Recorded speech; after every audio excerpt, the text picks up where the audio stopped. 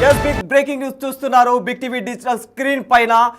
ఇప్పటికే అంటే ఏదైతే ఆపరేషన్ సింధూర్లో భాగంగా ఉత్కంఠ పరిస్థితులు ఏర్పడ్డాయో, యుద్ధ వాతావరణం ఉత్కంఠ భరితంగా మారిందో, ఆ యుద్ధంలో కాస్త విరమణ వల్ల లభించింది. ప్రస్తుతం ఈ కాస్త విరమణలో ఈ సందర్భంగా పాకిస్తాన్ ఎవరైతే ఉన్నారో వీరాభిమానులు, వాళ్ళు లండన్ వీధుల్లో జెండాలు పట్టుకొని విర్రవీగుతూ ఉన్నారు.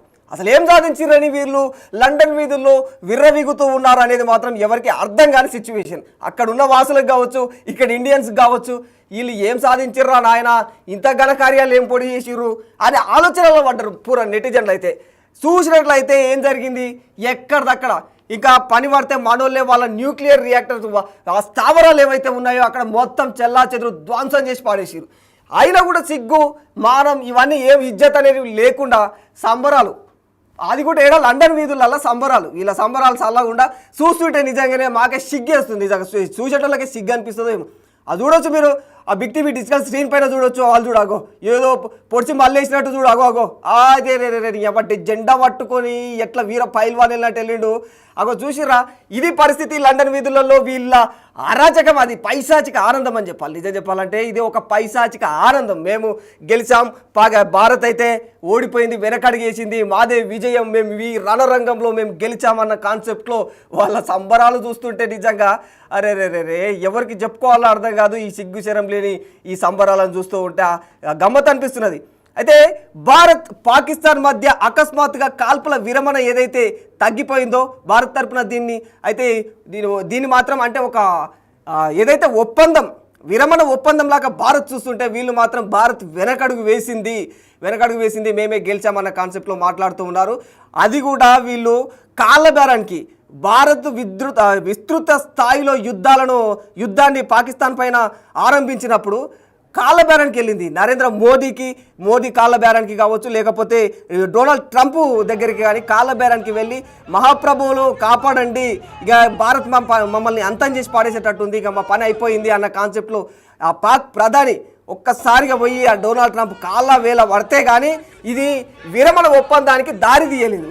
కానీ ఈ విషయాలన్నీ ఏమీ తెలియకుండా పాక్ వీధుల్లో భారత్ మేము ఏదో జయించాం, ఈ రణరంగంలో యుద్ధ రంగంలో మేము జయించాం, ఇక మేము ఇప్పుడు సూర్యులం అయిపోయాం అన్న కాన్సెప్ట్లో ఆ జెండాలు పట్టుకొని ఆ తిరుగుడేందో, ఆ గల్లీలలా కథ ఏందో చూస్తుంటైతే నిజంగా అలా చిల్లర బుద్ధులు ఇక మానుకోరు, అది తగ్గవు కూడా, అవి గట్లనే ఉంటాయి అనిపిస్తుంది అనమాట.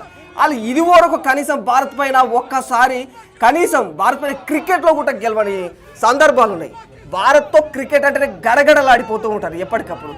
అలాంటి వీళ్ళు ప్రస్తుతం అంటే యుద్ధ రంగంలో భారత్తో అంటే గెలిచి లండన్ వీధులలో చూడురి అలా పరుగులు, అలా ఉరుకులాటలు, జెండాలు పట్టుకొని ఆ కథ అంతా ఆగమాగం చేస్తున్నారు. అయితే లండన్లో పాక్ వాసులు అంటే అక్కడ ఉండే ఎవరైతే ఉన్నారో పాకిస్తాన్ వాసులు ఎవరైతే ఉన్నారో వాళ్ళే ఇదంతా పట్టుకొని పాక్ గెలిచింది, భారత్ వెనకడుగు వేసింది అన్న కాన్సెప్ట్లో మాట్లాడుతున్నారు. చూడొచ్చు మీరు బిగ్ టీవీ డిజిటల్ స్క్రీన్ పైన చూడొచ్చు. మన మాజీ క్రికెటర్ కూడా అక్కడ పాకిస్తాన్ మాజీ క్రికెటర్ ఎవరైతే ఉన్నారో అతను కూడా ఆ లండన్ వీధులు అక్కడ చూడొచ్చు మీరు. అక్కడ బైక్ ర్యాలీలు అవి ఏంటివి ఆ కథ ర్యాలీలో భాగంగా బయటికి వెళ్ళి వీర విజయం వాళ్ళు అలా ఆ విధంగా నిరూపించుకుంటున్నారు. చూడండి ఏ విధంగా ఆ రోడ్ల పైన మేము గెలిచామన్న కాన్సెప్ట్లో చూడొచ్చు మీరు ఆ బిగ్ టీవీ స్క్రీన్ పైన.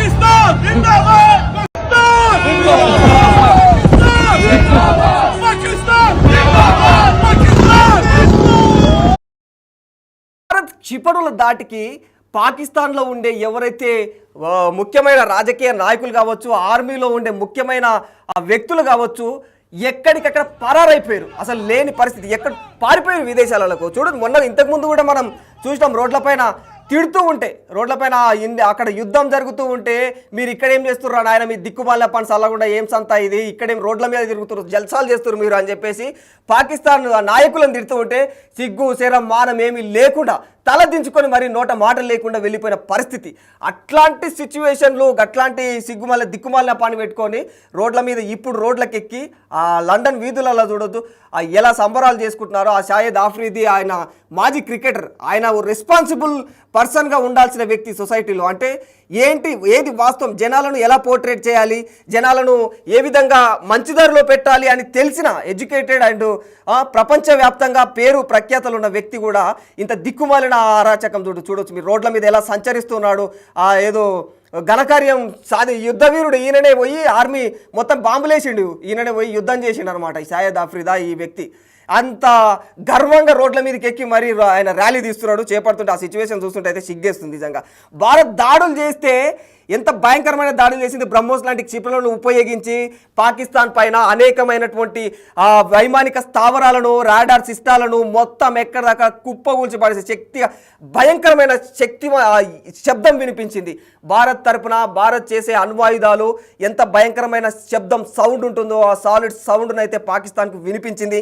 అయినా కూడా ఇప్పటికీ పాకిస్తాన్ ఎవరైతే మెయిన్ ఆర్మీ వ్యవస్థ ఉందో లేదంటే రాజకీయ వ్యవస్థ రాజకీయ నాయకులు ఉన్నారో వాళ్ళందరూ కూడా ఎక్కడ కూడా పబ్లిక్గా మనం గెలిచాము, మనం భారత్ పైన పై చేయి అని కూడా వాళ్ళు స్పందించలేదు. అయినా కూడా వాళ్ళు ఏం చెప్పిర్రు అసలు వాళ్ళే చెప్పుకోలేకపోతున్నారు సిగ్గుపడి. అంటే మన పరిస్థితి ఏంది, ప్రపంచ దేశాల ముందు మన ఇజ్జత్ పోయిందిరా ఆయన, మనము మొత్తం మన దగ్గర టెర్రరిస్టులను పెంచి పోషిస్తున్నాము, టెర్రరిస్టులనే ఉసిగొల్పుతున్నాం భారత్ మీదకి పదే ఎన్నిసార్లు మొత్తం స్వాతంత్రం వచ్చి దాదాపు శతాబ్ద కాలం దగ్గర వస్తున్నా కూడా ఇంకా టెర్రరిస్టులు ఈ చిల్లర పనులకు తెగబడుతున్న మనమే. ఇప్పటికే మొన్న పహల్గామ్లో జరిగిన కథకు మనకి ఇజ్జత్ పని అయిందని చెప్పేసి అక్కడ రాజకీయ నాయకులు ఆర్మీ పెద్దలు కావచ్చు ఏం మాట్లాడలేని పరిస్థితి, నోట మాట రాకాలు కనీసం మీడియా ముందు కూడా రాని పరిస్థితి. ఎవడో ఒకడికి అనామకుడు ఉంటాడు కదా, వాడు అట్లాంటి వాళ్ళు వచ్చి ఏదో చిల్లర మాటలు మాట్లాడి పోతున్నారు అంతేగా. వాస్తవానికి అసలైన పెద్దలు ఇదివరకు ముందరికి వచ్చి అయితే ఎక్కడ కూడా ఇది మనం భారత్ పైన సాధించిన విజయము, భారతే వెనుకడుగేసిందని అయితే ఎక్కడ కూడా చెప్పని పరిస్థితి. అక్కడ చిల్లర మీడియా ఛానళ్ళు తప్ప ఇంకెవరు ఈ విధమైనటువంటి పోకడను అయితే పోవట్లేరు అనమాట. ఇది వాస్తవానికి భారత్ ఎలాంటి విధ్వంసం సృష్టించిందో మనందరికీ సపరేట్గా చెప్పనక్కర్లేదు. ఇదివరకే మనం చాలాసార్లు మాట్లాడుకున్నాం. భారతదేశం యొక్క అణ్వాయుధాలు ఎంత భయంకరమైనవో పాకిస్తాన్ ఊహించుకుంటున్న కళల్లో కూడా ఉలిక్కి పడుతుంది. ఎందుకంటే ఒక బ్రహ్మోస్ దెబ్బకే మన బ్రహ్మోస్ పవర్ ఎలా ఉంటుందో చూపించేసరికి పాకిస్తాన్ ఇప్పటికీ వెన్నులో వణుకు పుట్టి గడగడలాడిపోతుంది. అందుకే ఈ సీజ్ ఫైర్ ఒప్పందానికి ముందుకొచ్చింది. కానీ ఈ విషయం అక్కడి జనాలకు తెలియకాగో చూడొచ్చు, నార్మల్ జనాలకు తెలియక ఎంత విర్రవీగుతున్నారో, వాళ్ళని ఎవరు ఊసిగొరుతున్నారో తెలియదు. కానీ ఇది పాకిస్తాన్ ఎక్కడున్నా కూడా వాళ్ళ చిల్లర బుద్ధి అయితే ప్రపంచవ్యాప్తంగా వాళ్ళు ఏడున్నా కూడా వాళ్ళ చిల్లర బుద్ధి అయితే పోనిచ్చుకోరు అనేది మాత్రం కాన్సెప్ట్. ఇది కనిపిస్తుంది మన కళ్ళకు కట్టినట్లుగా. బిగ్ టీవీ స్క్రీన్ పైన మీరు చూడొచ్చు.